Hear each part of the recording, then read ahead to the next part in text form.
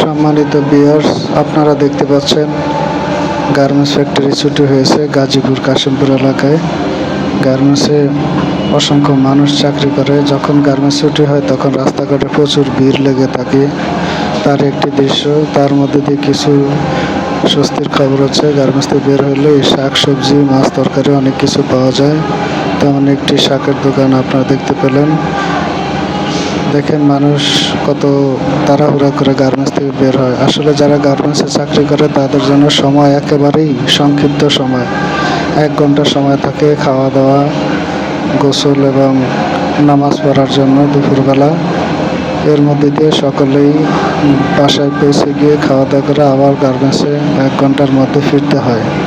এভাবে কষ্টসাধ্য উপেক্ষা করে, কষ্ট স্বীকার করে মানুষ দেশের জন্য এবং নিজের পরিবারের জন্য আয় রোজগার করে থাকে। আসলে গার্মেন্টসের জীবনটা অনেকটাই কষ্টের জীবন। এইখানে যারা চাকরি করে তারা সবাই মধ্যবিত্ত পরিবারের। তারা তাদের পরিবারের মুখে হাসি ফোটানোর জন্য কষ্ট করে থাকে। দেখেন এখানে এখন লটকন দেখা যাচ্ছে এবং কাঁঠাল। গার্মেন্টসে যারা স্বল্প আয়ের মানুষ তারা এই অল্প পুঁজি দিয়ে বিভিন্ন সময় কাঁঠাল, লটকন ও আম কিনে থাকে এবং এগুলো পরিবারকে নিয়ে একত্রে খাওয়া দাওয়া করে থাকে। তো তেমনই একটি ভিডিও আপনাদের মাঝে আমি তুলে ধরেছি। গার্মেন্টসের জীবন, মানুষের কষ্টের জীবন, কীভাবে মানুষ সারাদিন পরিশ্রম করে সকালে 8টায় ঢুকে এবং রাত 12টার সময় বের হইতে হয়। কখনো কখনো রাত 8টার আগে বা 5টার আগে কখনোই ছুটি হয় না। 5টায় খুব কম ছুটি হয়, কিন্তু বেশিরভাগ সময় রাত 8টার সময় ছুটি হয়। এত কষ্ট, এত পরিশ্রম উপেক্ষা করে একটু পরিবারের মুখে হাসি ফোটানোর জন্য গার্মেন্টসের মানুষগুলো রাত দিন হাড়ভাঙ্গা পরিশ্রম করে থাকে। এখানে নারী পুরুষ সবাই মিলেমিশে কাজ করে থাকে। এই কাজের মধ্যে দিয়ে দেশের বৈদেশিক মুদ্রা অর্জিত হয় এবং যারা চাকরি করে তাদের পরিবারবর্গ খেয়ে পরে বেঁচে থাকে। এর মধ্যে দিয়েই গার্মেন্টসের মাধ্যমে দেশের 50% অর্থনৈতিক চাকা সচল হয়ে থাকে, যেটাকে আমরা রেমিটেন্স বলে থাকি। এই রেমিটেন্সের মাধ্যমে আমাদের দেশের অর্থনীতি স্ট্রং হয়ে থাকে। তো যারা গার্মেন্টসে চাকরি করে সবাই তাদের জন্য দোয়া করবেন এবং প্রত্যেকের শুভ কামনা করে সকলের জন্য দোয়া চাই।